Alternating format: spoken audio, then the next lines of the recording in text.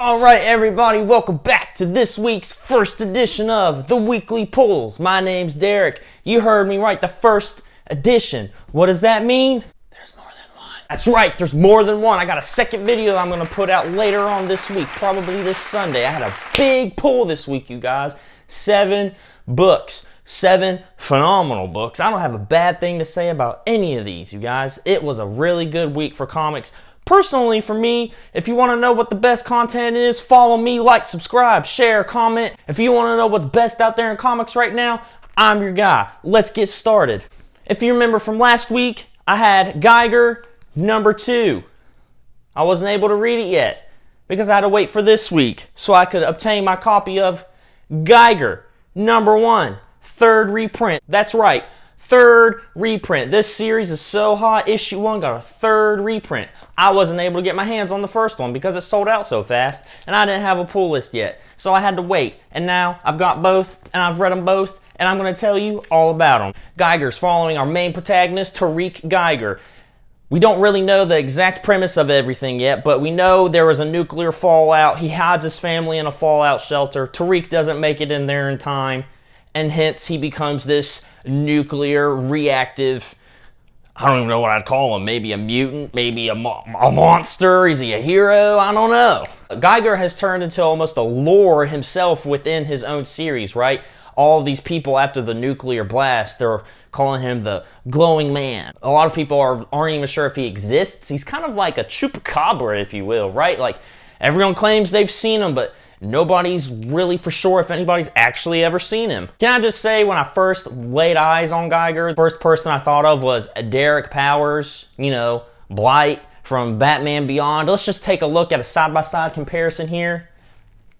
They could be brothers. So as far as the story goes, Geiger, we really don't know. It alludes to the fact that he might still have his family locked in the fallout shelter. I think he does until it's safe to come out, but it's really not that safe to come out. After a nuclear fallout, there's usually some repercussions to the world, and the United States government really doesn't exist anymore, except possibly in a place in Colorado that's briefly mentioned. Right now, we know at the end of issue 1, we're shown 6 factions. We don't really know much about them yet other than Camelot, aka Las Vegas, who's being run by the Prince or the King. The Prince has a very particular interest in Geiger. He wants to capture him so he can, I guess, you know, if I killed Geiger, then I must be the greatest warrior of them all. That's the kind of relationship he has with Geiger right now. And at some point, it shows the Prince's face, and it's severely fucked up. And he blames Geiger, and I hope it shows us what happens later on in the story. Geiger himself goes, he's pretty badass. We're shown he's fighting some pretty big nuclear bugs. All in all, this series is great. It's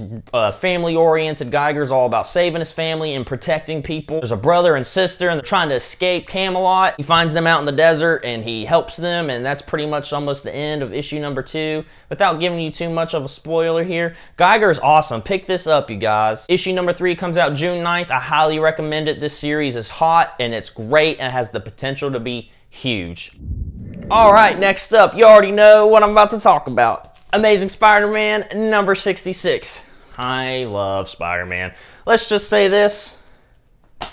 Huge pick-me-up from issue 65, and I think this issue is better than the giant size, and I'll tell you why. I read a bunch of different reviews, and a lot of people aren't really that into Spider-Man right now. They say there's too many things going on, there's too many subplots. I'm all about it. I love it. It's the main character. Spider-Man is like the main character, duh, but there's so many other good characters. I love that they're using all of them for their own kind of side stories, you know? Like Robbie Robertson, he's made up with Tombstone after all these years. A lot of people are kind of mad about it, like, oh, can't break tradition. And I'm like, hell yeah, slaughter the boundaries. It's fun, it's different. Because Robbie and Tombstone, as we've learned, Robbie's son and Tombstone's daughter, they're in love, whatever, not that big a deal. I don't really care about that part of it, but the fact that they're starting to get along because they have a common ground, that's pretty cool. That's groundbreaking for me because, you know, they traditionally hate each other. This new story arc from King's Ransom, they're calling it Tangled Web. Not sure how long it's going to go up into Sinister War this summer. In previous videos, I've had predictions of who Norman Osborn was going to ask for help. I thought it was the Chameleon. Boy, I was wrong. He got the Spot. I love the Spot. He's super cool, unique villain. He's not in there for a whole lot, just a couple panels. I hope we get more of him in the future, but the Spot did show up in this issue. Mark Bagley will always probably be my favorite Spider-Man artist, next to probably Todd McFarlane. Those are my top two right now. I will say the cover was kind of boring. It's not great. I will say I agree with a lot of people that I've read. The cover does kind of suck. However, the interior art, not a single problem. He always captures Spider-Man to the point. If you don't know anything about Mark Bagley, he did the Ultimate Spider-Man run from the 2000s with Brian Michael Bendis, where Miles Morales is born. Bagley has deep roots in Spider-Man, and he never misses the assignment. God, I love this book. It looks great. So as far as the side stories go, Mary Jane's back in town. Overdrive picks up Mary Jane. He's asking for her help to find Carly Cooper. Carly's been missing for a couple issues now. At the end of the issue, we see her in a cell, but it doesn't elaborate where, and I'm not going to tell you who was in the cell with her because I'm not going to spoil the book. Jameson mentions getting a new hero to do what Spider-Man was doing because, as we know, Spidey was wearing the new suit, and they were using his suit to video capture and live stream all the action Spider-Man was getting into. And last issue in Giant Size, Spider-Man said, no, I'm done. It's not right. Mystery is, who's Jameson gonna get for the new Threats and Menaces live hero? It's hard to say who they get. It could be literally anybody. Spoiler alert, towards the end of the book, we find out that Betty Brant is pregnant. I have no idea who the daddy is. The way Peter's looking at her, he's kind of concerned. Did something happen in an issue prior that I missed? I think I started reading Amazing Spider-Man around issue number 32. Did something happen between 1 and 32? I don't know, but Betty Brant is pregnant, and they made it a big deal. They made it a whole page in here. I don't know what that's going to come about, but I mean, I love all these subplots. I think it's great. Issue 67 comes out June the 2nd. We're on the road to Sinister War, guys. You better get in the car and get down the road with me because we are heading to a giant Spidey event, and they are hyping this thing up, you guys. You don't want to miss it. So we're here now to the end of the video for my first pick of the week, because in my next video, you guessed it, there's gonna be a second. That's right, I've got 2 picks of the week, and I'm breaking it up into my 2 videos. My first one up, the Immortal Hulk Time of Monsters. Where do I begin with the Immortal Hulk Time of Monsters? First of all, Alex Packnadell, Al Ewing, Juan Faria. God, I hope I didn't butcher that. Bravo! This book smashes! Full pun intended. Do you love the Hulk? Do you love a refreshing, never-before-seen take on a timeless hero?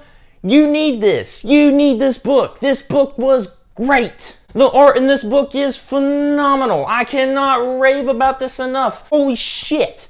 This book belongs in a museum. It's so beautiful. This felt like a horror comic set in 9500 BC, and it basically is. Alex Packnadell really captured the mood with his writing. The writing and this art, it just meshed, and it just feels like a real... It's a home run, you guys. This book rules. I'm not going to spoil anything. I'm just going to show y'all some of my favorite panels here because it's absolutely gorgeous. It's amazing. The colors, wow, the lines, everything. This design of the Hulk, just to give you a little bit of an overview, if you haven't read about this book, this story is a one-shot, single issue. It goes into the first Hulk ever. As I said, it's placed at 9500 BC. The story is unique, it's fun, it's different, it's horrific in the best way possible. Oh my gosh. Plus, I didn't know this upon release, there's a second story in here, you guys. This story is called A Little Fire. It's a short story. Hulk shows up to this theater and Scarecrow's there, and I'm not going to give you every single detail. I'll show you some panels. I love the art in this story too. It's really good. It's really fun. This whole book right here was a lot of fun, you guys. I read it multiple times. I couldn't put it down. It's gorgeous. This entire book was an absolute blast. Alex Packnadell, Al Ewing, all you guys put Marvel on your backs this week, and you carried them to Wednesday. Wow, what a great story, you guys. Holy cow. Thank you so much for making such a great book. That's it for my first half of this week's pulls. I've got 4 more coming up on Sunday. As I said, I just had so many books. I didn't want to put it all in one video because 30-minute videos are long and a lot of people don't got time to watch them, so I'm trying to keep my videos between the 10 and 15-minute mark. I hope you like it. Like, subscribe, share, comment. Follow me on Twitter at The Weekly Pulls. Follow me on here on YouTube. Subscribe. If you want to know the best comics out there, I'm reading them. Thank you so much for watching The Weekly Pulls. I'll see you in a couple days.